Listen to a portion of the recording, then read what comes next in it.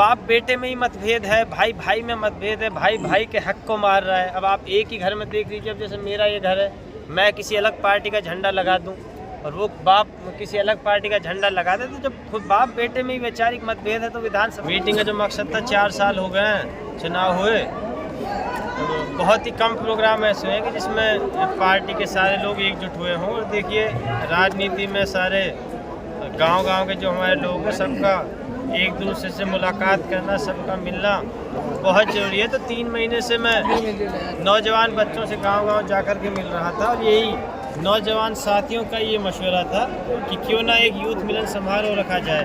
फिर उसके बाद 28 तारीख को मैं पता चला कि जैसे जैसे बुज़ुर्गों को भी मीटिंग के बारे में पता चल रहा है, तो हमें अंदाज़ा लगने लग गया था कि वो भी आएंगे। तो धीरे धीरे ये छोटी सी मीटिंग थी, हमने 500-700 लड़कों की रखी थी और इतना बड़ा जन सैलाब इसमें उमड़ के आ गया। 24 का चुनाव में टिकट पर चुनाव होगा या निर्दलीय चुनाव होगा? हमारा जी फाइनल फैसला है और फैसला हम खुद नहीं लेते, सारी विधानसभा में हमसे जो जुड़े हुए लोग हैं उनसे मशवरा करके हम फैसला ले चुके हैं। हम आने वाला चुनाव जिस तरीके से 2014-2019 का चुनाव हमने लड़ा, उन चुनाव से साफ पता चल गया है हमें भी और लोगों को भी कि रईस खान और उनसे जुड़े हुए आदमी को किसी पार्टी के टिकट की कोई ज़रूरत नहीं है, ना हम किसी के टिकट के मोहताज। तो हमारा फाइनल फैसला हमारा हमसे जुड़े हुए लोगों का यही है कि आने वाला चुनाव भी हम निर्दलीय के रूप में सफ़ेद झंडे के नीचे इंशाल्लाह चुनाव लड़ेंगे भी और जीतेंगे। किन मुद्दों को लेकर आप 24 का चुनाव लड़ेंगे? मुद्दे जो हम 24 का चुनाव मुद्दे, देखिए हमने 2014 से 2019 के दरमियान 5 साल के दरमियान निर्दलीय हम चुनाव जीते थे। ना सरकार को हमारी ज़रूरत थी, लोगों के सहयोग से, लोगों की मेहनत से सरकार में हमारी छोटी मोटी जो हमने पकड़ बनाई थी वो बनाई और 5 साल के दरमियान हमने काम किया।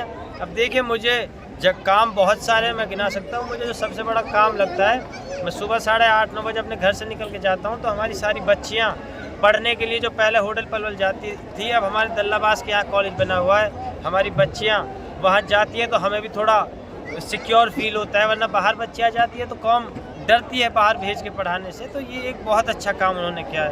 अब यहाँ ब्लॉक का दर्जा दिला दिया, SDM यहाँ बैठने लगी, तो काम उन्होंने बहुत सारे कराए हैं विकास के मुद्दे पर। और हमारी जो हाजिरी हमारे लोगों के बीच रही है, यही 2 मेन मुद्दे हमारे रहेंगे। अच्छा, 24 के चुनाव को लेकर आपने मंच पर कहा था कि हम गांव-गांव जा रहे हैं, तो कैसा प्यार मिल रहा लोगों का?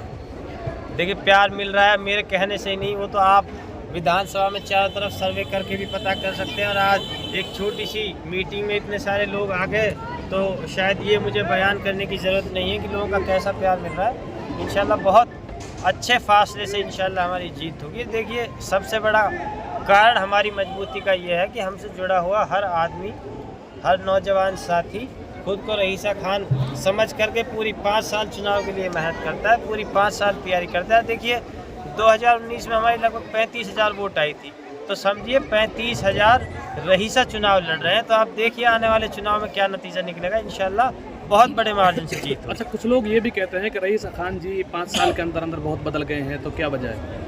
देखिए, तो बड़ी अच्छी बात है, बदल गए हैं। अब 2019 की हार का सबको बड़ा दुख था, मुझे भी बड़ा हुआ था, मगर उसके बाद अब दिल को सुकून मिलता है। भाई, चुनाव हारने के बाद वो 5 टाइम तो अपने जमात की नमाज़ पढ़ने लग गए, घर पे मस्जिद बना दी, वहाँ मस्जिद बना दी, तो काफ़ी तब्दीली आई है। गुस्सा कम हो गया है, नाराज़गी कम हो गई है, सहन शक्ति उनकी बढ़ गई है, लोगों से जुड़ाव बढ़ गया है, नरमाई बहुत आ गई है, तो ये बड़ी अच्छी बात है। जाते जाते क्या संदेश देंगे? जाते जाते मैं यही संदेश देता जाऊँगा, पिछले 4 साल में विधानसभा का जो नुकसान हुआ है, 4.25 साल लगभग हो गए हैं। 4 साल तक जो हमारे विधायक जी हैं, उन्होंने देसी मुर्गा खाया है दिन में और रात में कटोरा में पिया दूध और अपने चित्त सो गए।